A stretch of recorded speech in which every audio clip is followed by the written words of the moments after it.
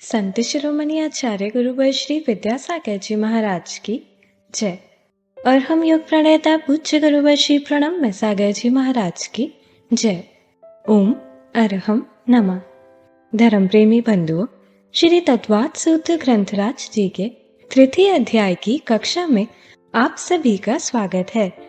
अध्याय 3 में सर्वज्ञ देव द्वारा बताए गए जैन भूगोल का अध्ययन करेंगे, जो हमारे मोक्ष मार्ग को और भी सुदृढ़ बनाएगा। मोक्ष मार्गस्य नेतारं भेत्तारं कर्मभूरतां ज्ञातारं विश्वतत्त्वानां वन्दे तद्गुणलब्धये।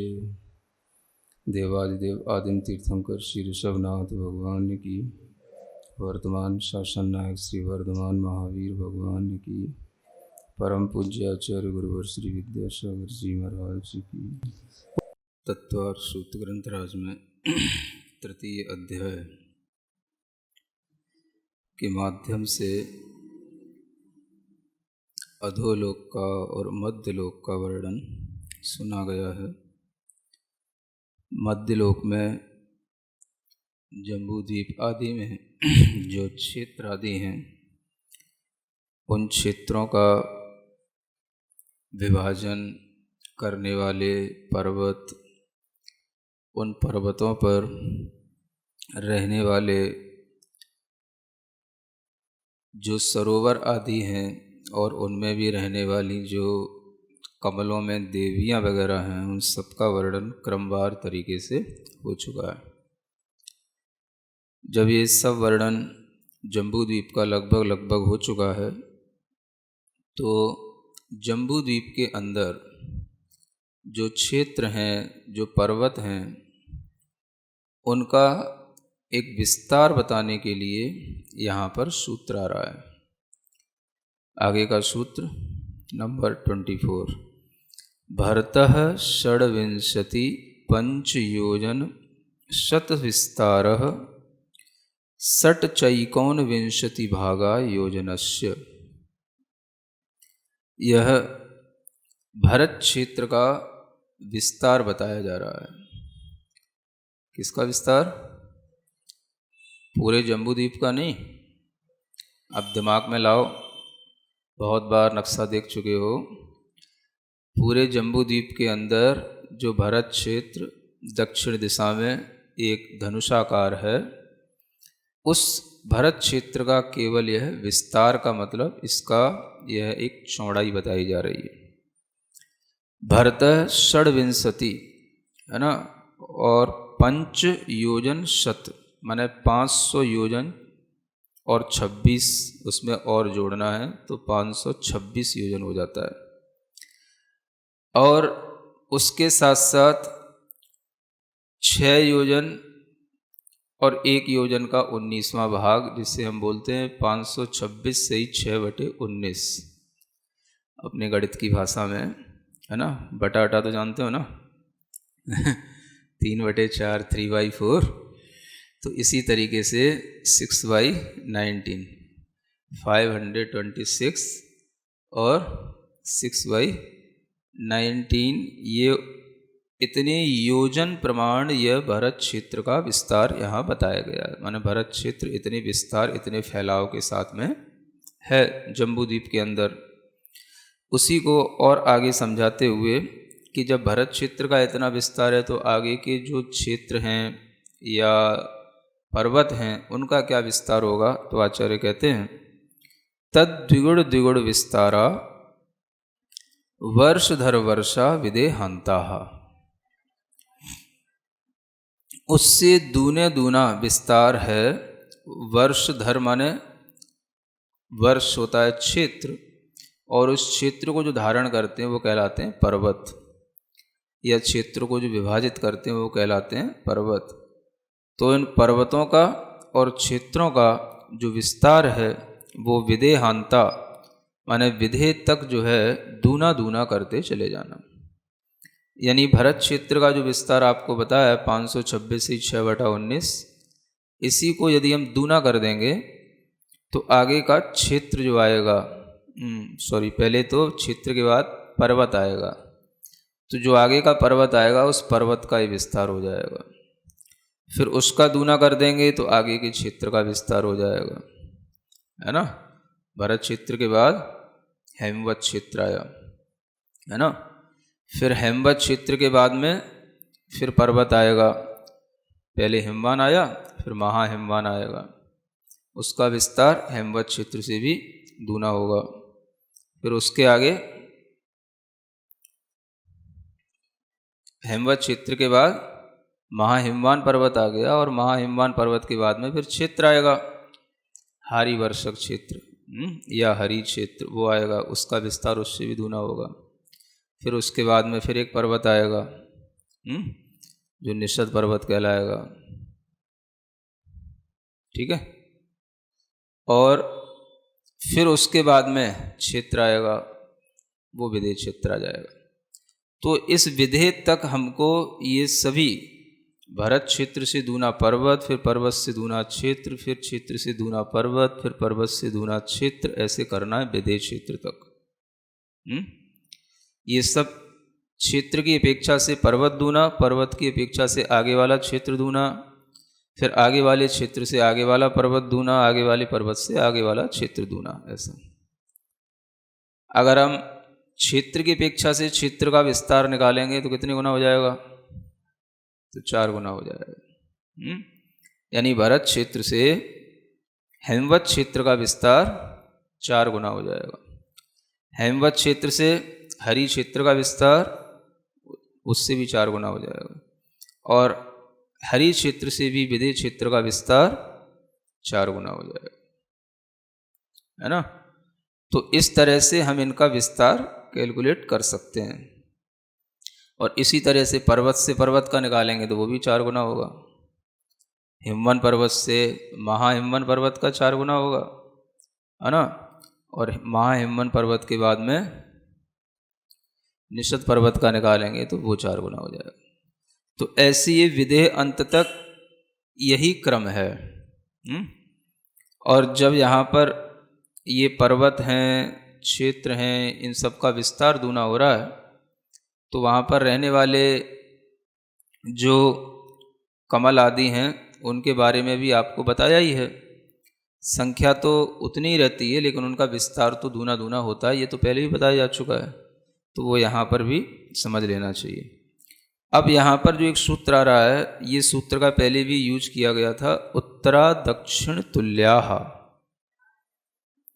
यानी जो उत्तरखंड की, उत्तरी देश की या उत्तर, अब विदेह के जो परली ओर हो गया वो सब उत्तर कहलाया, है ना।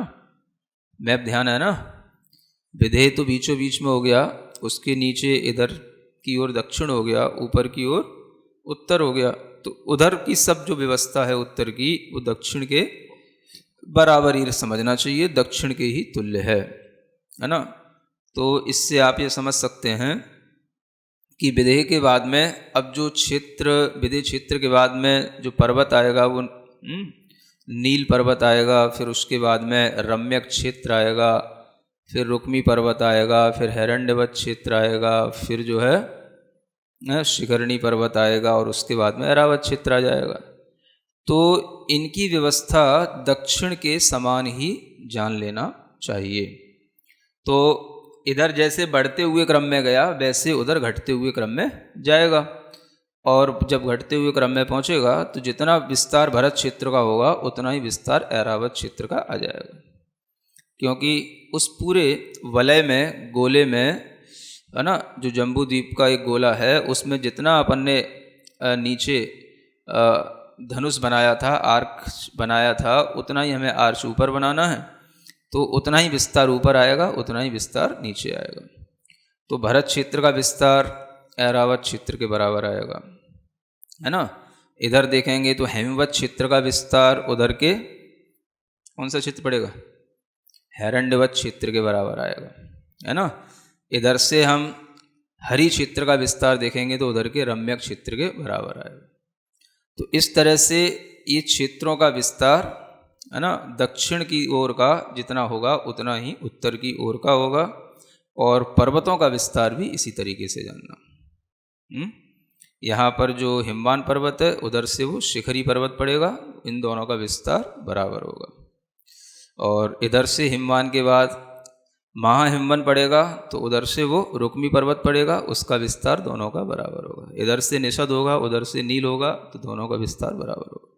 ऐसे 6 पर्वतों का और 7 क्षेत्रों का अच्छे ढंग से आपके माइंड में एक डिजाइन बन जाना चाहिए, है ना।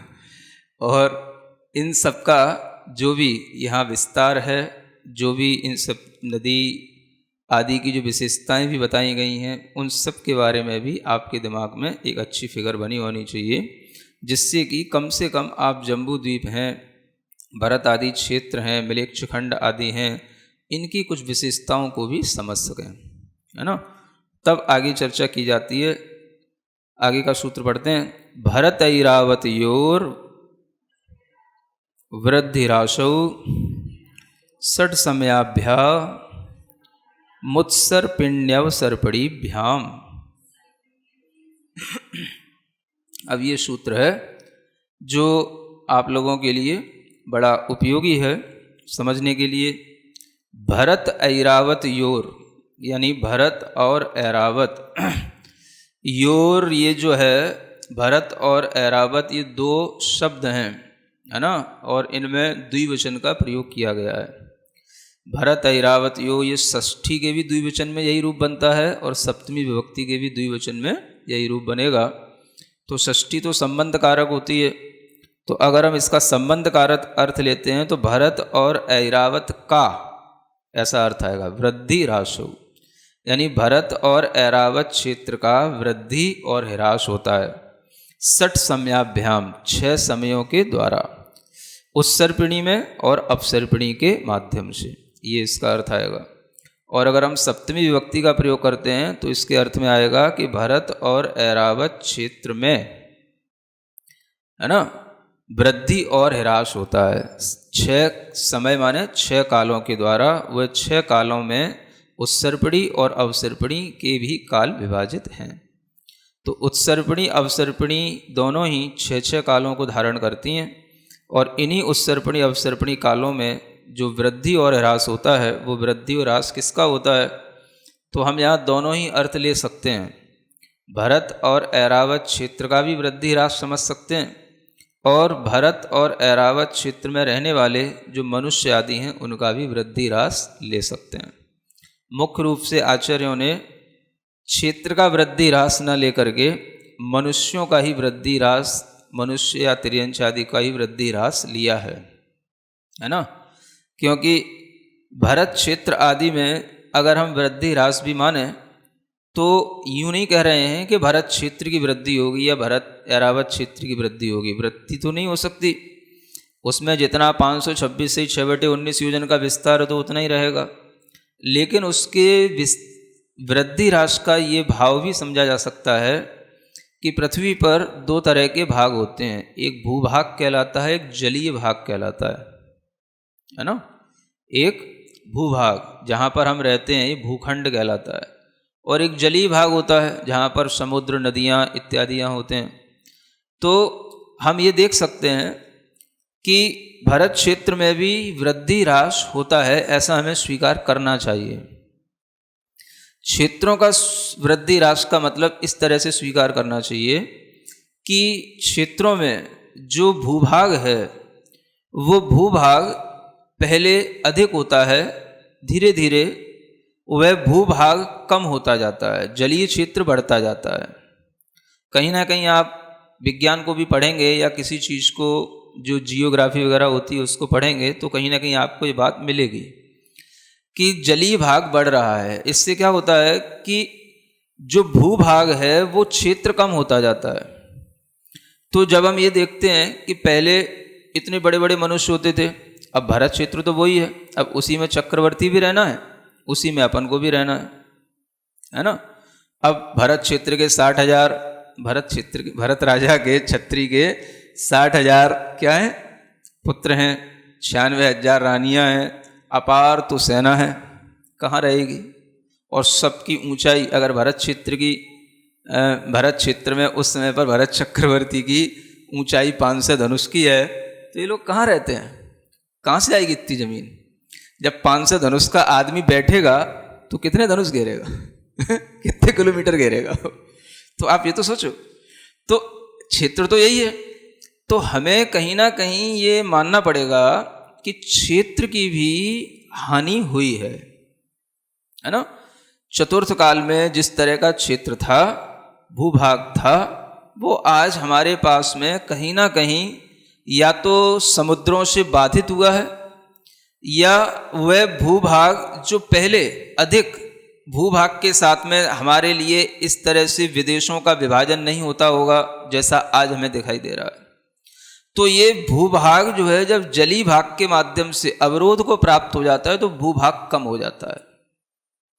समुद्र वगैरह जो आज हम देख रहे हैं, चाहे वो प्रशांत महासागर हो, चाहे अटलांटिक सागर हो, तो ये सब ज्यों के त्यों चतुर्थ काल में थे ऐसा नहीं कह सकते।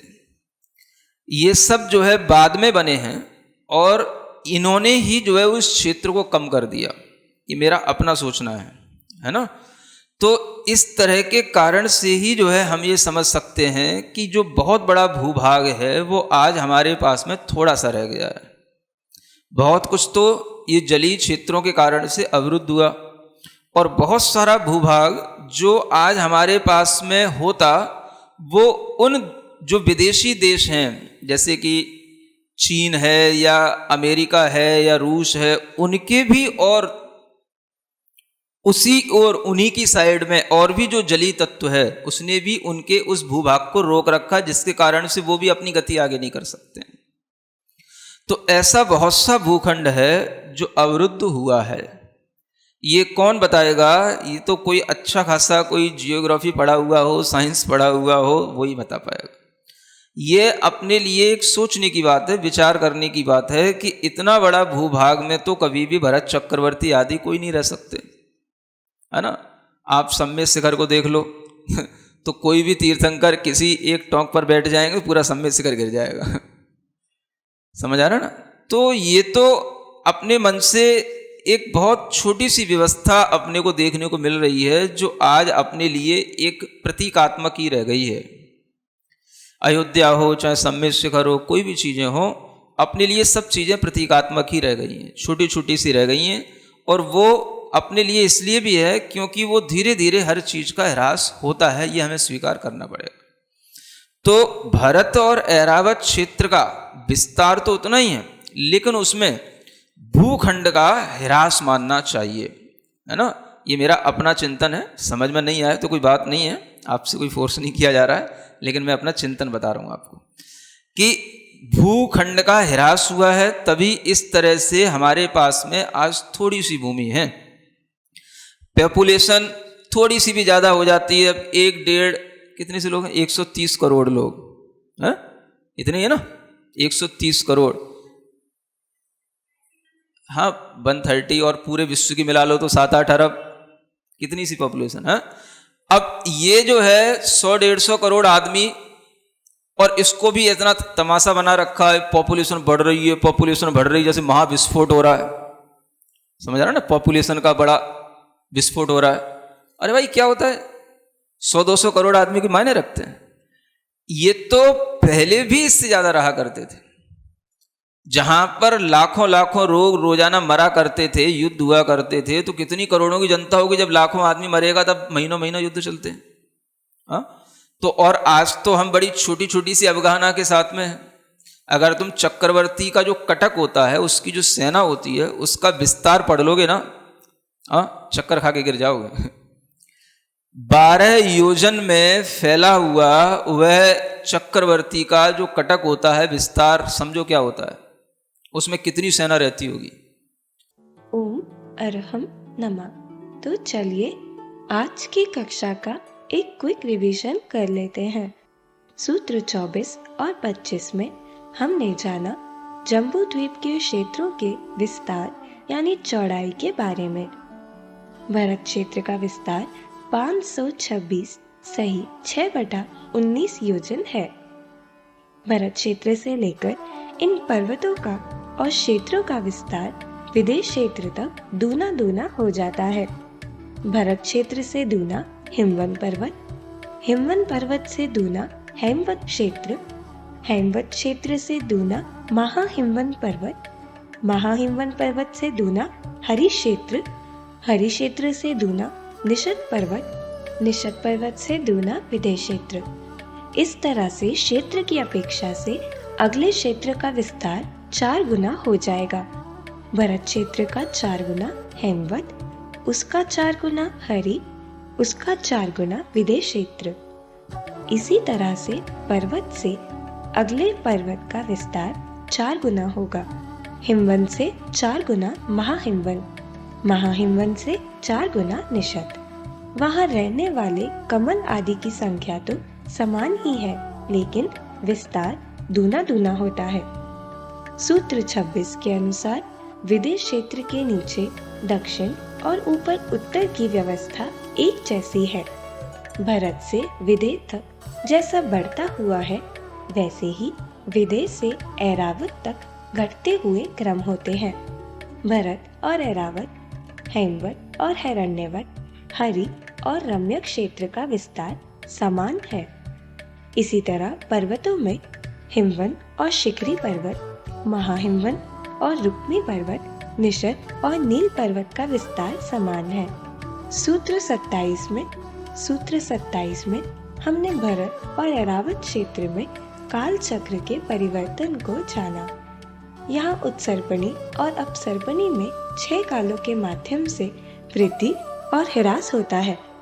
उत्सर्पणी काल में वृद्धि और अपसर्पणी काल में ह्रास होता है। यहाँ वृद्धि और ह्रास से भरत और ऐरावत क्षेत्र का वृद्धि ह्रास भी समझ सकते हैं, और वहाँ रहने वाले मनुष्य आदि का भी। परंतु आचार्यों ने मुख्य रूप से क्षेत्र का वृद्धि ह्रास न लेकर मनुष्य, तिर्यंच आदि का ही वृद्धि ह्रास लिया है, क्योंकि क्षेत्र का विस्तार तो उतना ही रहेगा। मुनिश्री ने समझाया कि पृथ्वी पर 2 तरह के भाग होते हैं। भूभाग मतलब भूखंड जहाँ हम रहते हैं, और जलीय भाग जहाँ पर समुद्र, नदियाँ इत्यादि होती हैं। तो हम मान सकते हैं कि काल चक्र के परिवर्तन से क्षेत्र में वृद्धि ह्रास का अर्थ भूभाग का वृद्धि ह्रास होता है, यानी भूभाग बढ़ना, जलीय क्षेत्र घटना, या भूभाग घटना, जलीय क्षेत्र बढ़ना। चौथे काल में बड़े बड़े मनुष्य होते हैं और उनकी संख्या भी बहुत होती है। जैसे चक्रवर्ती आदि की ऊंचाई 500 धनुष होती है, और उनके 60,000 पुत्र, 96,000 रानियां और अपार सेना होती है। वे सभी इसी क्षेत्र में रहते थे, तो हमें मानना पड़ेगा कि क्षेत्र की भी हानि हुई है। मुनिश्री के चिंतन के अनुसार भूभाग आज समुद्रों से बाधित हुआ है। प्रशांत महासागर, अटलांटिक महासागर आदि सब बाद में बने हैं। चीन, अमेरिका या रूस जैसे विदेशों की साइड के जलीय तत्व से बहुत सा भूखंड अवरुद्ध हुआ है। समेत शिखर, अयोध्या आदि तो आज हमें सिर्फ प्रतीकात्मक रूप में ही मिलते हैं। तो चलिए अब हम सभी जिनवानी स्तुति करते हैं, और तत्पश्चात समय होगा आज के सवाल का।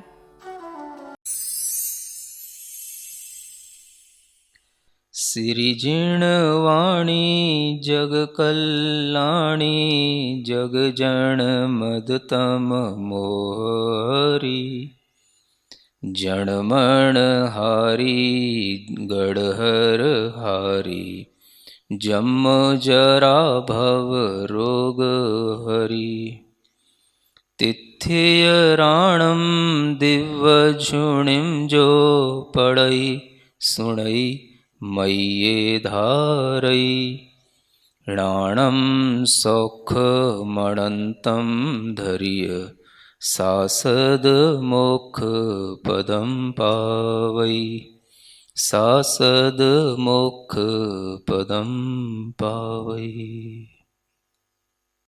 अब समय है आज के प्रतियोगिता प्रश्न में भाग लेकर आकर्षक पुरस्कार जीतने का।